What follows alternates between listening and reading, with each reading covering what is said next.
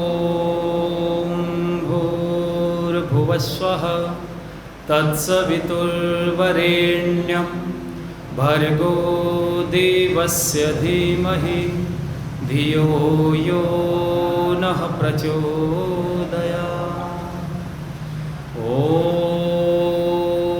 पावकनः सरस्वती वाजेभिर्वाजनीवति यज्ञं वष्टुधिया वशु। ॐ खं ब्रह्मा।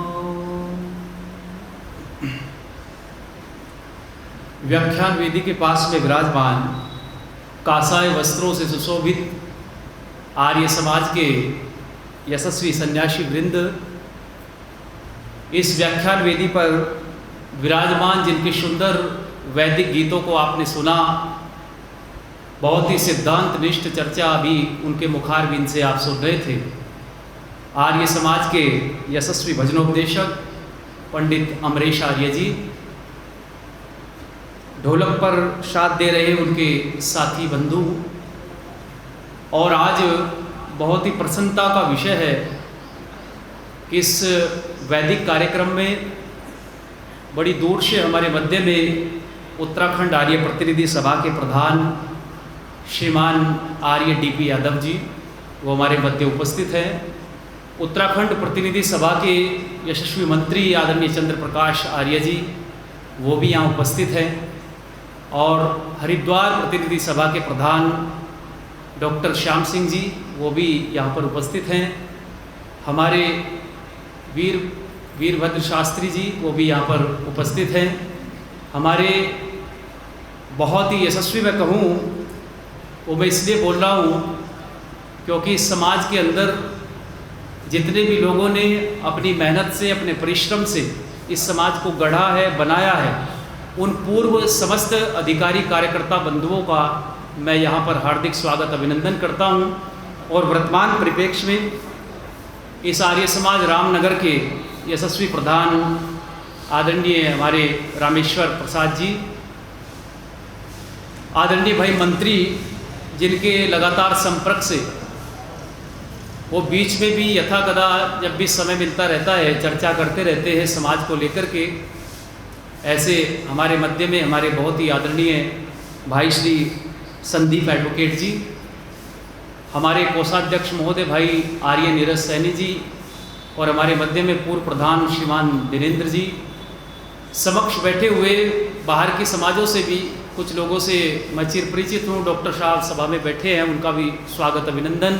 और बेलड़ा से कंवरपाल जी हमारे मध्य में हैं। बेटीगंज से सभी कार्यकर्ता बहनें हमारे वहाँ उपस्थित हैं।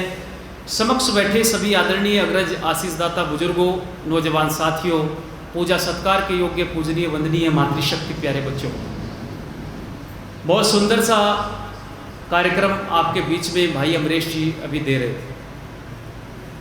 और एक बात उन्होंने बहुत महत्वपूर्ण, जो वर्तमान परिवेश के लिए भी महत्वपूर्ण है और हमारे जीवन के लिए भी बहुत अच्छी है, वो कह रहे थे कि पहले ईश्वर को जानो और उसके बाद में मानो। ये सिद्धांत है वेद का। और इस वेद के सिद्धांत में एक शब्द छिपा है जिसको कहते हैं उन्नति। यानी वेद हमारी उन्नति चाहता है, और यदि दुनिया के लोगों आप स्वयं की उन्नति चाहते हो तो आपको इस कार्य को करना पड़ेगा। और वो कार्य वेद की आज्ञा है, ईश्वर की आज्ञा है कि पहले जानो और उसके बाद में। अब आप कहेंगे जी जानने और मानने के बीच में ये उन्नति शब्द छिपा है, इसका अभिप्राय क्या है? देखिए बंधुओं, उन्नति दो शब्दों से मिलकर बना है, और वो दो शब्द क्या हैं? उत और नत। दो शब्द हैं, एक है उत और दूसरा बोलो नत। उत मैंने होता है उठना, और नत मैंने झुकना। अब देखिए दोनों ऑपोजिट हैं, उठना और झुकना दोनों ऑपोजिट हैं, लेकिन दोनों जब मिलते हैं तभी शब्द क्या बनता है? बोलो, उन्नति बनता है। और उन्नति का मतलब है प्रोग्रेस। तो हमें पता चला कि यदि हम उन्नति चाहते हैं तो हमें क्या करना पड़ेगा? पहले उठना पड़ेगा, पहले अपना विकास करना पड़ेगा। जब व्यक्ति अपना विकास करता है, ऊपर की तरफ उठता है, उसमें शारीरिक भी आ गया, उसमें आत्मिक भी आ गया, और शारीरिक आत्मिक विकास के बाद ही सामाजिक उन्नति हम करें, तो उसके लिए हमें उठना पड़ेगा, प्रयास करना पड़ेगा, आगे बढ़ना पड़ेगा। कुछ लोग सोचते हैं हमारा यश कीर्ति भी फैल जाए समाज में, मान बढ़ाई भी हो जाए समाज में, लोग हमारा सम्मान भी करें, लेकिन हम अपने घर से बाहर ना निकलें। बताइए क्या ऐसा होना संभव है कि व्यक्ति किसी से संपर्क ना करे, किसी से बातचीत ना करे, किसी से मिले ना, उठे बैठे ना, दुख सुख में सम्मिलित ना हो?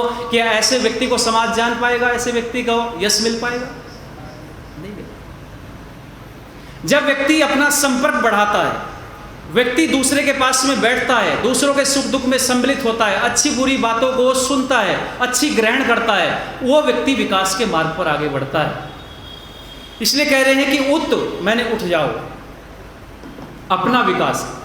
लेकिन ऐसा ही नहीं कि खाली उठे रहो। कुछ लोग उठ तो जाते हैं, पर वो क्या रहते हैं, फिर झुकने का प्रयत्न नहीं करते। वो खाली उठ रहे हैं, वो नत नहीं हुए हैं, वो झुके नहीं है।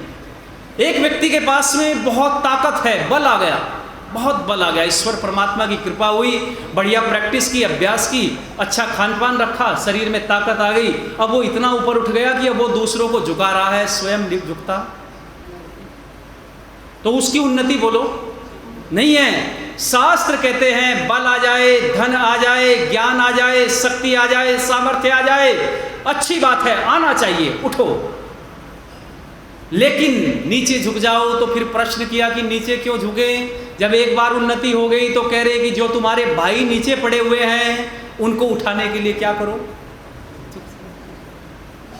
याद रखिए, यदि आपके पास में स्त्री है, आपके पास में पैसा है, लक्ष्मी है, धन आपके पास में है, और उस धन से आप अपना विकास कर रहे हैं, परंतु बहुत सारे भाई ऐसे भी हैं आपके जिनको आवश्यकता है, 2 वक्त का खाना भी नहीं मिल रहा है, रोटी नहीं मिल रही है, उनको आप तरीका बताइए, रास्ता बताइए, उनके साथ में बैठ करके चर्चा करिए, अपने धन का थोड़ा सा हिस्सा प्रयोग करके उनके काम को प्रारंभ कराइए, जिससे उनका जीवन बेहतर बने और वो आपके साथ सदा के लिए जुड़े।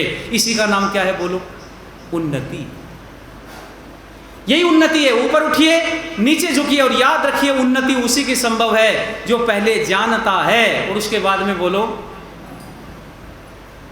जब हम जानेंगे ही नहीं, जानने का प्रयत्न नहीं करेंगे, तो फिर तो वही कहानी हो जाएगी जो आज देश के अंदर भिन्न भिन्न संप्रदायों में फैली है। आप जानते हैं लोग भिन्न भिन्न संप्रदायों में क्या क्या मान्यताएं हैं? जो इस देश के अंदर संप्रदाय आए, विचारधाराएं आई, वो कहते हैं कि मजहब में अकल की दखल, माने मजहब में अकल की दखल नहीं है, यानी जो मजहबी काम है, जो धार्मिक काम है, उस पर प्रश्न उठाने का किसी को कोई अधिकार नहीं है। ये है खाली मानना। लेकिन आर्य समाज का एकमात्र मंच ऐसा है, ऋषिवर दयानंद जैसे महापुरुषों ने उस परमपिता परमात्मा की वेदवाणी के माध्यम से निकाल करके हमको बताने का प्रयत्न किया कि लोगों, यदि उन्नति चाहते हो तो पहले जानो और उसके बाद में बोलो। तो इसी जानने और मानने की प्रक्रिया को आगे बढ़ाते हुए हम सब ने मिलकर के, चूंकि ये विद्वानों की सभा है, यहाँ कोई सामान्य लोग नहीं बैठे हैं, सामान्य व्यक्ति तो यहाँ है ही नहीं, एक भी व्यक्ति सभा में सामान्य नहीं है। ऐसे व्यक्ति आप सब बैठे हैं जिनका स्वाध्याय बहुत ऊंचे स्तर का है। ऐसे व्यक्ति आप बैठे हैं जिन्होंने अपने जीवन में बहुत सारे सदकर्म करते हुए संस्कारों को अच्छा बना लिया है। अब मैं चर्चा वो आपके बीच में करना चाहता हूं कि जिस चर्चा को करने से आपका जितना जीवन अभी तक है उससे और थोड़ा सा आगे बढ़ा जाए। बंधुओं, शास्त्र कहते हैं कि दुनिया के लोगों, यदि अपनी उन्नति चाहते हो तो आप लोग वेद के निहित मार्ग पर लगो। वेद ने जो रास्ता बताया है उस पर चलने का प्रयत्न करो। और वेद कहता है बिना यज्ञ किए आप अपनी उन्नति कर नहीं सकते, बिना यज्ञ किए उन्नति नहीं कर सकते। पर कुछ लोगों ने सोच लिया कि खाली सामग्री और घृत प्रातःकाल उठ करके इसको जला लूंगा तो मेरी उन्नति हो जाएगी। खाली अग्निहोत्र को लोगों ने क्या समझ लिया बोलो? यज्ञ समझ लिया है। याद रखिए बंधुओं, मैं बहुत विनम्रता पूर्वक निवेदन कर रहा हूं, यज्ञ का बड़ा विस्तृत अर्थ है। यज्ञ शब्द को समझने के लिए हमें प्रयास करना चाहिए। ये जो अग्निहोत्र हमने किया इसको कहते हैं देव यज्ञ। ये अग्निहोत्र है, यज्ञ का एक भाग है, ये छोटा सा हिस्सा है, बहुत छोटा सा हिस्सा।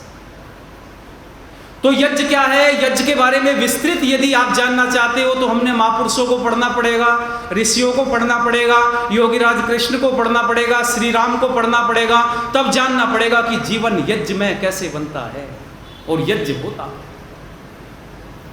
ये अग्निहोत्र हमने किया है, बहुत महत्वपूर्ण है। ऋषि ने नित्य क्रम में लिखा, जहां 5 यज्ञों का विधान किया वहां देव यज्ञ भी है, लेकिन ये अग्निहोत्र दूसरा यज्ञ है।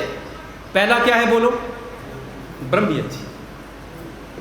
ब्रह्म यज्ञ को ऋषिवर देव दयानंद ने सबसे महत्वपूर्ण बताया।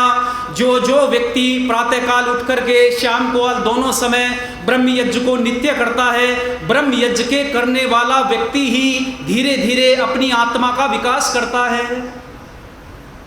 अब देखो 2 चीजें महर्षि दयानंद सरस्वती के दूसरे बनाए गए नियम का, दूसरे नियम का जिक्र मेरे मित्र अमरेश जी यहां से कर रहे थे।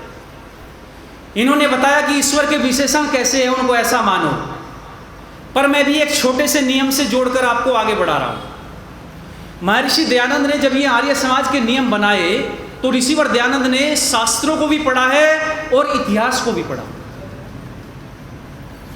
इतना अद्भुत ऋषि, कितना बढ़िया स्वामी दयानंद का दर्शन रहा होगा, कितना उत्तम किस्म का चिंतन रहा होगा। आप लोगों विचार करके देखो, जहां स्वामी जी ने शास्त्रों को अद्योपांत पढ़ा, आर्ष ग्रंथों को, उनके साथ साथ इतिहासों को भी पढ़ा।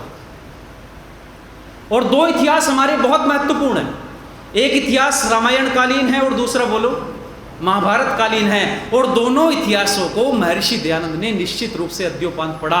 वो मैं इसलिए कह रहा हूं क्योंकि ऋषि के द्वारा बनाए गए साहित्य का जब हम अध्ययन करते हैं तो हमको पता चलता है कि ये सारी बातें उस इतिहास में घटित हुई जो संक्षेप रूप में आर्य समाज के नियमों में बना दी। आर्य समाज के नियम बनाते हुए कितना गहन चिंतन ऋषि का रहा होगा।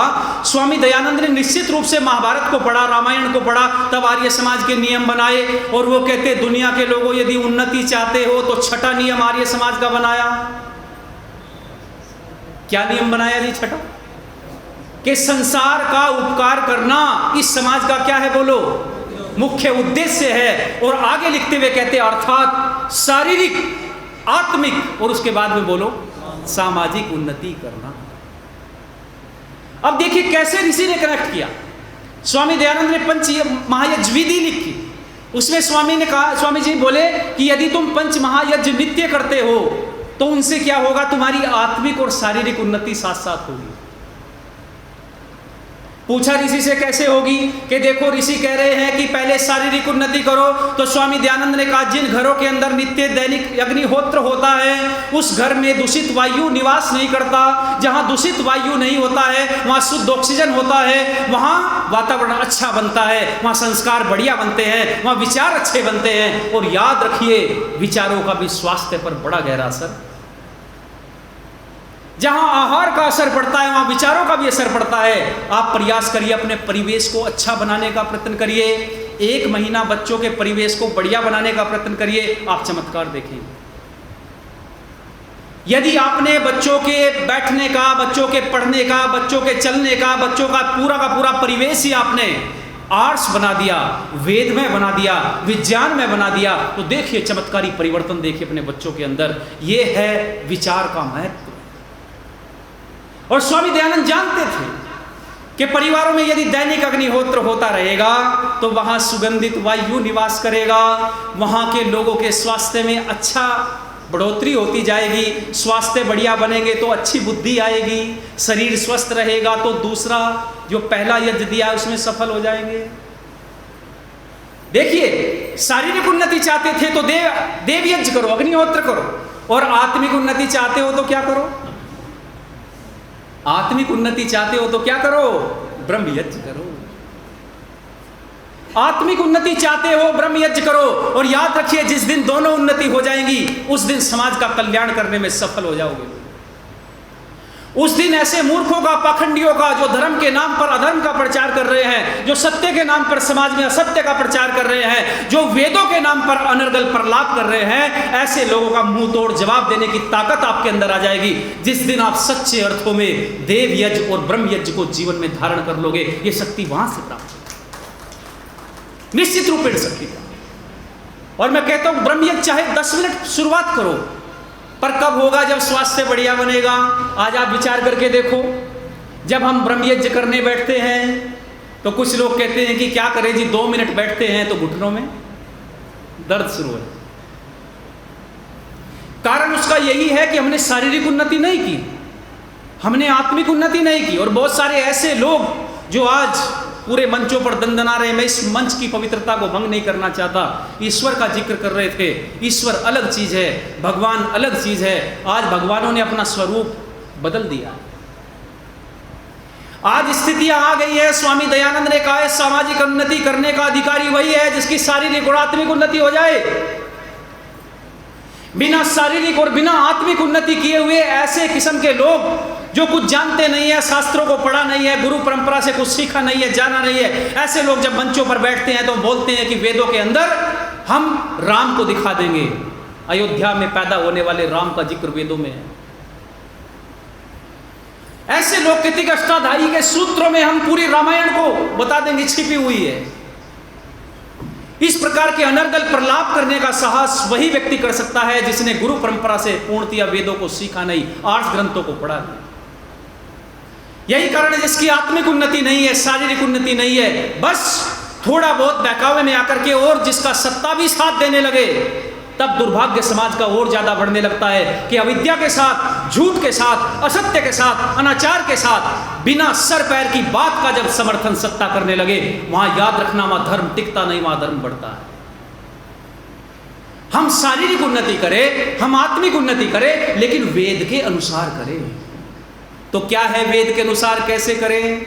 तो कहते हैं कि वेद के अनुसार यदि करना चाहते हो तो ऋषिवर दयानंद ने आर्य समाज का नियम बनाया और इस नियम के पीछे पूरा सिद्धांत छिपा करके रख दिया। शारीरिक उन्नति के लिए प्रातःकाल उठ करके अग्निहोत्र करें। पर एक बड़ा गजब सा सवाल पूछा था कभी अर्जुन ने योगीराज कृष्ण से, जब वो उपदेश कर रहे थे, आत्मा परमात्मा की सूक्ष्मता का उपदेश कर रहे थे। जब वो आत्मा कैसा है, ईश्वर कैसा है, ये प्रकृति कैसी है, कर्म क्या होता है, कर्म करने से व्यक्ति कैसे महान बनता है, कर्म का फल क्या है, ईश्वर के कर्म कैसे हैं, इन सब बातों की सूक्ष्म चर्चाएं जब योगीराज कृष्ण अर्जुन के सामने कर रहे थे तो अर्जुन ने एक बढ़िया सा सवाल कृष्ण से वहां पूछा था कि माधव ये बताओ, आपने कई बार प्रयोग किया कि यज्ञ करो, ये शब्द प्रयोग किया, पर जरा आप मुझे बताओ कि ये जो यज्ञ है ये कितने प्रकार का है? तो जब ये प्रश्न किया तो कृष्ण कहते हैं कि अर्जुन ध्यान से सुनो, यज्ञ 3 प्रकार का है। कि कौन सा है 3 प्रकार का? तो कहते हैं एक तामसिक यज्ञ है, एक राजसिक यज्ञ है और एक बोलो सात्विक यज्ञ। अब वो कहने लगे कि यज्ञ सात्विक भी होता है क्या, तामसिक भी होता है क्या, राजसिक भी होता है क्या? तो कृष्ण कहते हैं हाँ होता है। तो बोले कि कैसे होता है? तो कहते हैं सात्विक यज्ञ वो होता है, अर्थात यज्ञ कहते हैं श्रेष्ठ कार्य को। संसार में जितने भी वेद निहित उत्तम कर्म हैं वो सारे क्या हैं? जरा जोर से बोल दो, यज्ञ। संसार में जितने भी बढ़िया कर्म हैं, जितने भी उत्तम कर्म हैं जो हमारा विकास करते हैं, मैंने बोला जो शारीरिक आत्मिक विकास में सहायक होते हैं, वो सारे कर्म क्या है? बोलो यज्ञ है। ऐसे यज्ञ, और उनमें सात्विक कोटि कौन सी है? तो कहते हैं आत्मा के द्वारा, मनुष्य के द्वारा जो कर्म निष्काम भावना से किए जाएं वो किस कोटि में है? बोलो सात्विकता की। हाँ, आत्मा निष्काम कर्म करता है। जो आत्मा इस संसार के स्वरूप को समझ लेता है, जो आत्मा सृष्टि के प्रकृति के स्वरूप को जान लेता है, जो आत्मा अपने स्वरूप को जान लेता है, ऐसा आत्मा इस सृष्टि को आत्मा से भिन्न मानता है और वो इसमें आसक्त नहीं होता।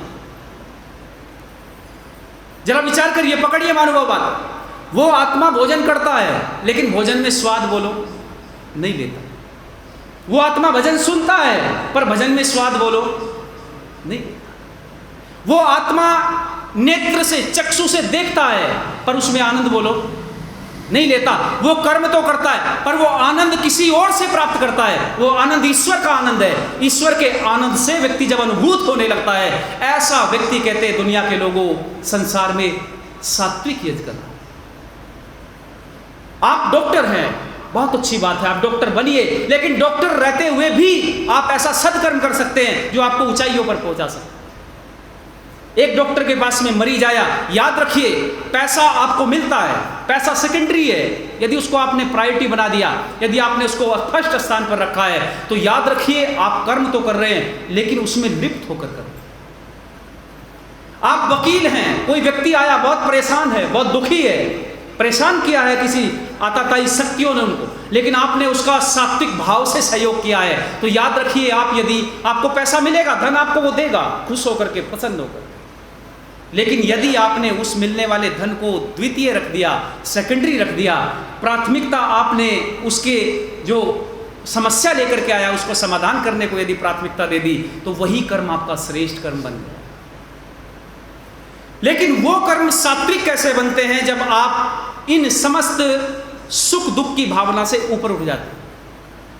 मैं मंच पर बैठा हूं, यहां आकर के 2-4 लोग मेरा सम्मान करें और उस सम्मान से मैं फूलाने समाऊं, बहुत प्रसन्न हो जाऊं, और प्रसन्न होकर के तो याद रखिए वो जो चीजें, जो व्याख्यान में दे रहा हूं, मेरा यहां पर आना ये सात्विक कोटि में नहीं आया, इसमें ऐसना आ गई है। और जो तीनों ऐसनाओं से रहित होकर के कर्म करता है, शास्त्र कहते हैं लोकेशना, पुत्रेशना, वित्तेशना, तीनों ऐसना छोड़ करके जो समाज में काम करता है, ऐसा व्यक्ति सात्विक यज्ञ कर रहा है, वो सतोगुण की कोटि में आ रहा है। ये मैं नहीं कह रहा हूं, आज से 5000-6000 वर्ष पूर्व एक महान योगी तपस्वी कह के गया है, जिसका नाम क्या है? योगीराज कृष्ण। ये सात्विक यज्ञ। तो कहते हैं भगवान ये तो पता चल गया सात्विक यज्ञ है, पर राजसिक यज्ञ कौन सा है? तो कहते हैं कि राजसिक यज्ञ वो है जो कर्म तो श्रेष्ठ हो, पर वो कर्म में अपना कुछ स्वार्थ, बोलो मैं नौकरी करता हूं, मैं बिजनेस करता हूं, मैं धन कमाता हूं, मैं डॉक्टर हूं, मैं इंजीनियर हूं, मैं चार्टेड अकाउंटेंट हूं, मैं समाज में बढ़िया काम कर रहा हूं, समाज में सेवाएं दे रहा हूं, सरकार को सेवाएं दे रहा हूं, समाज को सेवाएं दे रहा हूं, उन सेवा के बदले जो मुझे मानदेय मिलता है केवल उसको लूं, उसमें छल न करूं, उसमें कपट न करूं, उसमें द्वेष न करूं, उसमें ईर्ष्या न करूं, मैं सदा समाज के अंदर अच्छे रहते हुए अपनी आजीविका के लिए प्रयास करूं। ये क्या है बोलो? ये भी एक यज्ञ है। और ये कौन सा यज्ञ है? राजसिक यज्ञ। इसमें आपका स्वार्थ है, जरूरी है, जीवन चलाने के लिए बहुत आवश्यक है, लेकिन जीवन चलाने के लिए इतना मिलता है, निर्धारित हो गया, वो उतना तो मिलना ही है, लेकिन उसके बाद में फिर झूठ बोलने लगूं, छल कपट करने लगूं, चोरी करने लगूं, बेईमाना करने लगूं, ये सब करके जब मैं कमाऊंगा तो याद रखिए वो राजसिक नहीं रहा है, अब वो क्या बन गया? तामसिक।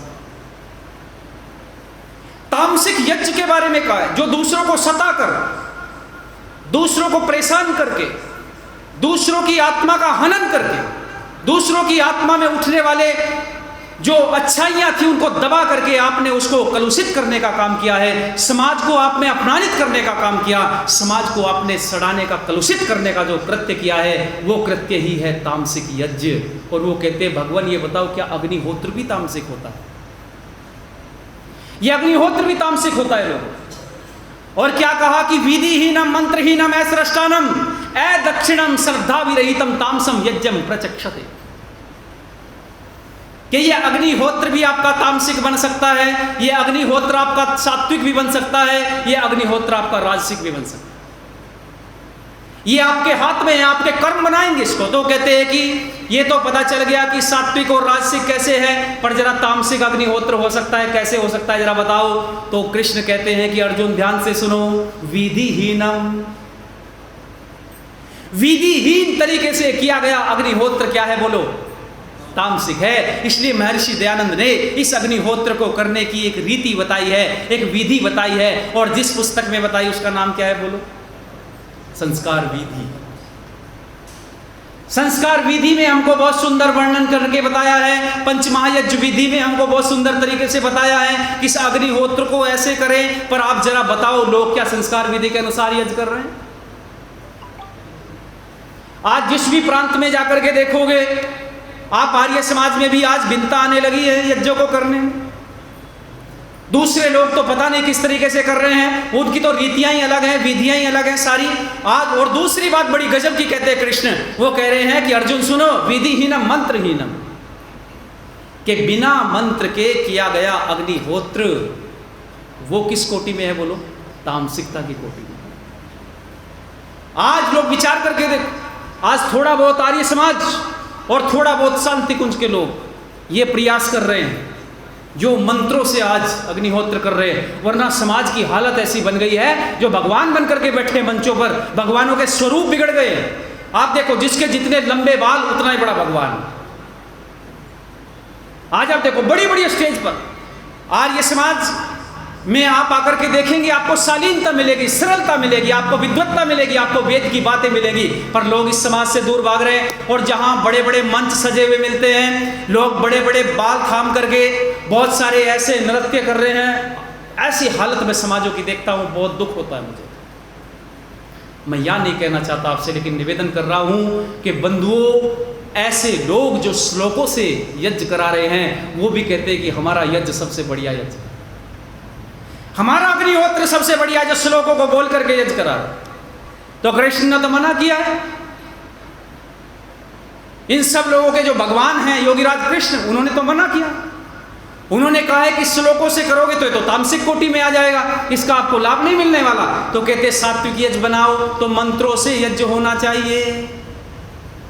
विधिहीनम मंत्रहीनम असृष्टानम, बड़ी गजब की बात कही है लोगों।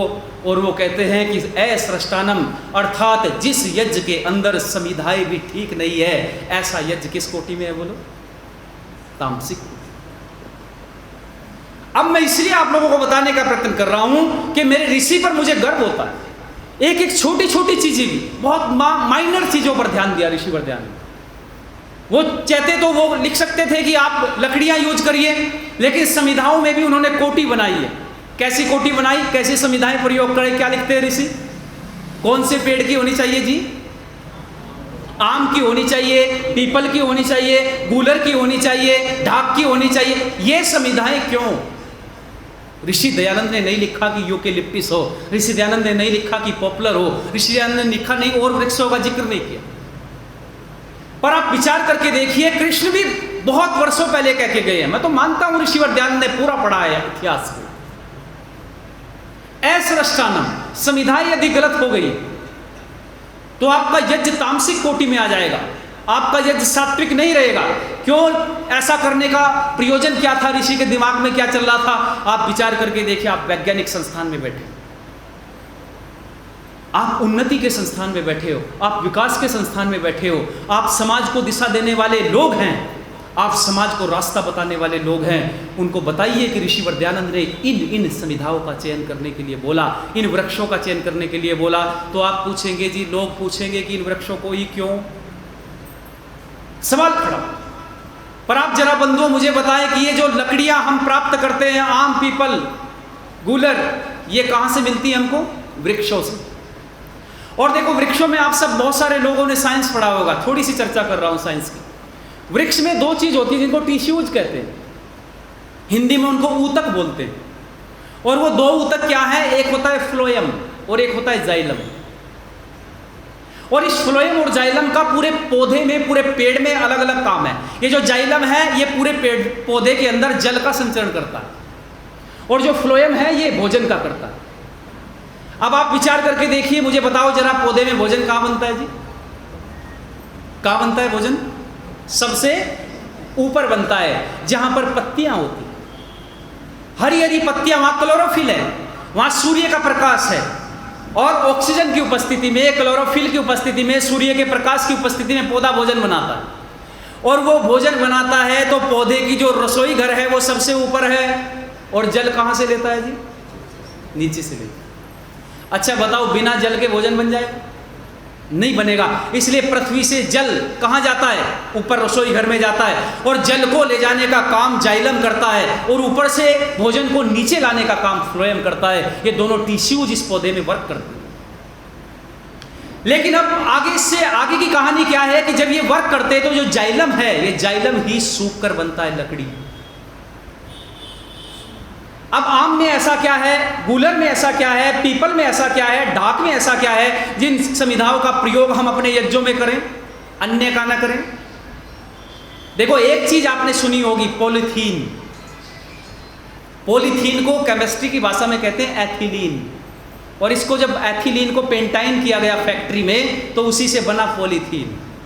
तो ऐसे ही लकड़ियों के अंदर कुछ पेंटाइन्स हैं जिनको कहते हैं लिग्निन, पैक्टिन और सेल्यूलोज, और इन लकड़ियों में वो बहुत ज़्यादा मात्रा में, ये वैज्ञानिक रिसर्च के आधार पर मैं आपको बता रहा हूँ, लकड़ियों में बहुत ज़्यादा मात्रा में है, सेल्यूलोज है, लिग्निन है और पैक्टिन है। और ये जब प्राकृतिक रूप से पेंटाइन किए जाते हैं तो इन लकड़ियों को जब हम यज्ञ में आघान करते हैं, उस पर हम घी डालते हैं अर्थात फेटिसाइड डालते हैं, तो ये सेल्यूलोज, लिग्निन, पैक्टिन, फेटिसाइड को मिलने के बाद जब जलते हैं तो एक गैस निकलती है जिसका नाम है फॉर्मेल्डिहाइड।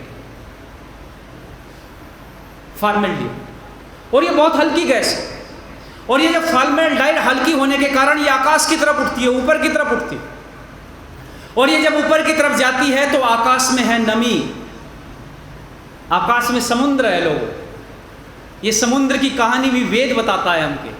आप संध्या के मंत्रों में पढ़ते हैं, प्रातःकाल भी और शाम को भी बोलते हैं, ओम समुद्रादर्णवादधि संवत्सरो अजायत। समुद्रादर्णवा अर्थात एक समुद्र पृथ्वी पर है और एक है अर्णव। अर्णव भी समुद्र को कहते हैं। ये अर्णव कहाँ है बोलो? आकाश के अंदर है, वहाँ नमी है, और ये नमी ही पाकर के फॉर्मेल्डिहाइड गैस वहाँ एक रिएक्शन होती है, और उस रिएक्शन के कारण एक चीज वहाँ पर बनती है जिसको कहते हैं न्यूसेंट ऑक्सीजन। और ये न्यूसेंट ऑक्सीजन ही द्विअणुक होकर के ऑक्सीजन बनाता है और त्रिअणुक होकर के ये ओजोन बनाता है, और इस प्रकार की ढेरों गैसें निकलती है। अब आप मुझे बताइए, क्या वातावरण के लिए ओजोन हानिकारक है या लाभदायक? लाभदायक। ये है इस अग्निहोत्र का, कितना जानकर, कितना रिसर्च करके बार बार गुरुकुलों में पढ़ा होगा योगीराज कृष्ण ने, अपने आचार्य के पास में संदीपनी मुनि ने जरूर उनको बताया होगा, वेदों के अंदर बताया होगा कि इस तरीके से यज्ञ करें, इस तरीके से अग्निहोत्र करो। और अग्निहोत्र करने से उस ब्रह्मचारी ने अपने गुरु से पाकने के बाद में उस विद्या का प्रचार किया, उसी विद्या को अर्जुन को बताया, और वही उपदेश गीता के माध्यम से हमारे मध्य में उपस्थित हुआ। जिस गीता को पढ़ करके हम ठीक ठीक यज्ञ करें, जिस गीता को पढ़ करके हम श्रेष्ठ कर्म करें, बढ़िया शुद्ध कर्म करते जाएं, तो हमारे जीवन का कल्याण हो जाएगा। इसी को कहते हैं कौन सा यज्ञ? सात्विक यज्ञ, जिसमें सृष्टा ठीक हो। असृष्टानम हो गया तो तामसिक कोटि में आ गया। असृष्टानम नहीं होना चाहिए, संविधाएं ठीक होनी चाहिए। आगे कहते हैं अदक्षिणम, दक्षिणा से रहित यज्ञ भी किस कोटि में है बोलो? तामसिक कोटि में है। पर यह जरूरी नहीं है कि आप यज्ञ करा रहे हैं तो दक्षिणा धन की ही है। कुछ लोगों ने धन को ही दक्षिणा समझ लिया, धन की दक्षिणा नहीं है। यदि आप अपने घर में यज्ञ किसी विद्वान को बुला करके कर रहे हैं और आपने विद्वान को आमंत्रित किया है, विद्वान की श्रेष्ठ बातों को जीवन में ग्रहण करके समाज का कल्याण करना भी उसके द्वारा दी गई दक्षिणा है। आप विद्वानों को बुलाओ, अपने घरों के अंदर आमंत्रित करो। अरे बड़े गजब की बात चाणक्य ने लिखी है कि स्वाहा स्वधाकार विवर्जितानि शमशान तुल्यानि गृहाणि तानि। जिन घरों के अंदर स्वाहा स्वाहा करके ध्वनि गुंजायमान नहीं होती है, ऐसे घर तो शमशान के तुल्य। हर घर में यज्ञ हो, हर घर में विद्वान आए, आप अपने आसपास के विद्वानों को बुलाओ, उनका सम्मान करो, विनम्रता पूर्वक, सहजता पूर्वक, सहनशीलता पूर्वक उनसे अपनी शंकाओं का समाधान करो। आप विद्वान हो सकते हैं कई विषयों में, लेकिन जिस समय आप अपने विद्वान के पास जाओ, बड़ी विनम्रता के साथ जाओ और जायज शंका लेकर के जाओ, तो निश्चित रूप से वो विद्वान यदि सामर्थ्यशाली है तो आपकी शंका का समाधान करेगा। आप अपने विद्वानों को बढ़ाओ समाज के। आज मैं देख रहा हूं, बहुत दुर्भाग्य मैं समाज के अंदर देखता हूं, कहीं न कहीं विद्वानों में भी त्रुटियां आ गई हैं, तो कहीं न कहीं कार्यकर्ताओं में भी भिन्नता आ गई, जिसके कारण से मेरी आर्य समाजें सूख रही हैं। आज यहां का मैं जिक्र नहीं कर रहा हूं, आप सब लोग यहां बैठे हैं, लेकिन मैं देश भर में जाता हूं, देश भर में देखता हूं, आज आर्य समाज केवल विवाह कराने तक सीमित हो गई है। आर्य समाजों के अंदर जो काम होने चाहिए थे, जो विद्वानों के साथ बैठ कर के शंका समाधान हमें करना चाहिए था, शास्त्रों पर चर्चाएं करनी चाहिए थी, अपने घरों में स्वाध्याय करते हुए विद्वानों से विचार विमर्श करें, नई नई गोष्ठियां करें, नए आयोजन करें, समाज को दिशा कैसे दें। आज प्रधान जी हमारे बीच में उपस्थित हैं, बहुत बढ़िया योजना प्रधान जी लेकर के आए, इनके मस्तिष्क में चल रही है। मैं बहुत साधुवाद देता हूं कि आप लोग गांव गांव में जो आर्य समाजें हैं, उन आर्य समाजों में जाकर के देखो, अधिकारी लोगों, जब आप उन गांव में जाने वाले कार्यकर्ताओं के बीच में जाकर के उनसे चर्चा करोगे तो आर्य समाज स्वतः हरा हो जाएगा। आप उनके बीच में जाओगे तो उनका उत्साह बढ़ेगा, हौसला बढ़ेगा। वहां महिला आर्य समाजों को सक्रिय करो, वहां युवक आर्य समाजों को सक्रिय करो, और वो तब होगा जब अधिकारी कार्यकर्ता उनके बीच में जाएंगे। बहुत धन्यवाद देता हूं मैं प्रधान जी, इस कार्य को अतिशीघ्र करिए। उत्तराखंड के अंदर बहुत समस्या है आज, चारों तरफ पहाड़ी क्षेत्रों में मैं जाता हूं, देखता हूं जाकर के, वहां के लोग कहते हैं आचार्य जी यहाँ मिशनरी आप बहुत तेज गति से काम कर रही हैं। याद रखिए, उस समय को याद करिए, यज्ञ में संविदा बनी थे। संविदा अच्छी होनी चाहिए, मैं बार बार यही समझाने का प्रयत्न आपसे कर रहा हूं। संविदा यदि खराब हो जाएगी तो यज्ञ आपका तामसिक बन जाएगा। ये राष्ट्र रूपी यज्ञ जो आपके कंधों पर है, जिसको आप करने जा रहे हैं, उसमें अच्छी संविदा बनिए। इस राष्ट्र रूपी यज्ञ में अच्छी संविदा बने थे स्वामी श्रद्धानंद, इस राष्ट्र रूपी यज्ञ में अच्छी संविदा बने थे पंडित गुरुदत्त विद्यार्थी, महात्मा हंसराज, महात्मा लेखराम जैसे लोग, पंडित गुरुदत्त विद्यार्थी जैसे लोग सच्ची संविदा बनकर के उन्होंने काम किया था। अरे आप विचार करके देखो, सुदूर पहाड़ियों पर जब ईसाई मिशनरियां, इस्लामिक मिशनरियां काम कर रही थी, उसमें स्वामी श्रद्धानंद के शिष्यों ने वहां जाकर के बड़ा आंदोलन चलाए और वहां जाकर के बड़ा काम किया है। आज आप जानते हैं पहाड़ी क्षेत्रों में सब अपने नाम के पीछे लगाते आर्य, आर्य लगा। जब हम वहां जाकर के आर्य शब्द प्रयोग करने लगे तो वहां जो प्रतिष्ठित लोग हैं पहाड़ी क्षेत्रों के, वो आर्य नहीं लगाते अपने नाम के पीछे। हमने पूछा आप क्यों नहीं लगाते, तो वो आर्य को समझते हैं दलित, पिछड़ा, नीचा। अरे इस चीज से तो आर्य समाज ने बाहर निकाला। जब दूसरे लोग समाज के मुख्य मोजिज वर्ग, समाज के ऊंचे मंच पर बैठने वाला वर्ग, जब उनको दलित पिछड़ा कह करके उनको अपने से दूर कर रहा था, उस समय आर्य समाज के दीवानों ने सीने से लगाया और स्वामी श्रद्धानंद ने कहा कि तुम दलित नहीं हो, पिछड़े नहीं हो, तुम क्या हो, बोलो आर्य हो, तुम हमारे भाई हो, तुम श्रेष्ठ हो, आओ हमारे साथ में जुड़ो। और गांव के गांव आर्य बने, गांव के गांव आर्य बन गए, पूरे आर्य उन नाम के पीछे लगा रहे हैं। और आज समाज की स्थिति बड़ी विपरीत होती जा रही है बंधुओं। इसलिए हम ऐसी संविदा बने जो संविदा जल करके प्रकाश करे। हम ऐसे यज्ञ की संविदा बने, हम ऐसे दयानंद के शिष्य हैं, हम सत्य बोलते हैं, हम अपनी आत्म बल को बढ़ा करके आगे चलते हैं, हम शारीरिक उन्नति करते हैं। ये मेरे ऋषिवर दयानंद ने आपको उपदेश किया था, पर आज विचार करके देखो कितना हम इस उपदेश को मान रहे हैं। माफ करना, आपको मेरी बात कड़वी जरूर लगेगी, लेकिन मैं निवेदन कर रहा हूं। मैं समाजों में जाकर के देखता हूं, देश में जाकर के देखता हूं, अब समय आ गया है, अब समय आ गया है। अब बिल्कुल निष्क्रिय मत रहिएगा, आप सक्रिय होकर के आगे बढ़ो और ऐसे लोगों को प्रति उत्तर दो जो मेरे समाज का अहित कर रहे हैं, राष्ट्र का अहित कर रहे हैं, जो वेदों के नाम पर अवैदिक चर्चाओं को समाज में प्रसारित कर रहे हैं। ऐसे लोगों का प्रतिकार करना आर्य समाज का दायित्व। सच्चे अर्थों में यह भी एक यज्ञ है और यही मैं निवेदन कर रहा हूं। ऋषिवर दयानंद ने आत्मिक शारीरिक उन्नति के लिए अपने शेरों को तैयार किया। आप जानते हैं बच्चा बीमार, बच्चे को बुखार बहुत ज्यादा, लेकिन ऐसा दीवाना तैयार किया कि चला गया, पता चला कि वहां मिशनरियां काम कर रही है, वहां पूरा का पूरा गांव ही परिवर्तित हो जाएगा। सब कुछ छोड़ा, भागा, ट्रेन में बैठा, ट्रेन रुकती नहीं थी, ट्रेन के आगे अपना बिस्तर लगाया छाती से और स्टेशन पर कूद गया। कौन थे वो दीवाने? अरे जोर से बोलो, पंडित लेखराम, पढ़ो उठाकर। ये थी दीवानगी, ये थी शारीरिक उन्नति, ये थी आत्मिक उन्नति। आप विचार करिए महानुभाव, हम किस तरफ जा रहे हैं। हमें आना पड़ेगा धीरे धीरे। अपने आर्य समाजों को हरा भरा करो, अपने नौजवान बच्चों को, बेटियों को, युवक युवतियों को समाजों के अंदर लाने का प्रयत्न करो। देखना आपका भविष्य भी सुधरेगा और समाज भी बढ़िया बनेगा। ऋषिवर दयानंद ने कहा शारीरिक उन्नति करो, और ऐसे नहीं कहा। मैं कह रहा हूं इतिहास को पढ़ा ऋषि ने, स्वामी दयानंद सरस्वती ने महाभारत को पढ़ा होगा।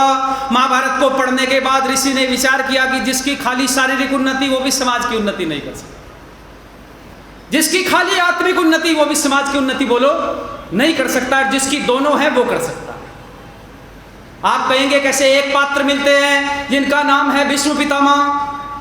जब दुर्योधन ने पूछा कि मुझे बड़ा डर लग रहा है पितामह, क्या हम ये युद्ध जीत जाएंगे? तो पितामह कहते हैं कि डरने की बात नहीं है पुत्र, जब तक ये तुम्हारा तात तुम्हारे सामने खड़ा है, तुम्हारा युद्ध तुम्हारे पक्ष में है। जिस दिन मैं दुनिया से चला जाऊंगा उसके आगे मैं कह नहीं सकता।